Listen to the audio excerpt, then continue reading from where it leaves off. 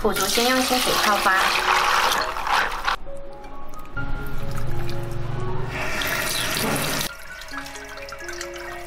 把鸡洗干净，血块跟油脂也要剥掉。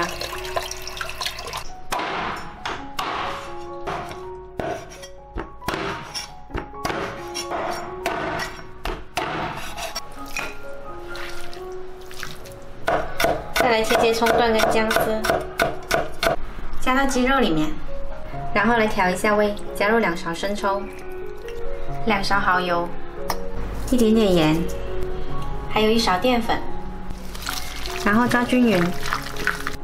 最后再来少许花生油，再次抓均匀，腌制20分钟。腐竹泡好了就捞出来，晒干水分。平铺在盘底，接着来切几个冬菇，加到腌制好的鸡肉里面，搅拌均匀。腌好的鸡肉平铺在腐竹上面，尽量摊平，这样比较容易蒸熟。水开了，上锅大火蒸20分钟。把这盘子放下去刚刚好。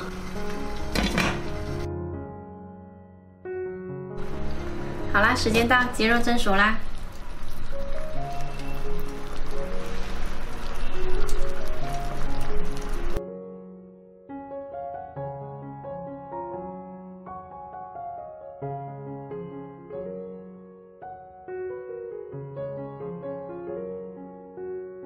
鸡肉这样子做呢，吃起来很嫩滑，也很鲜美。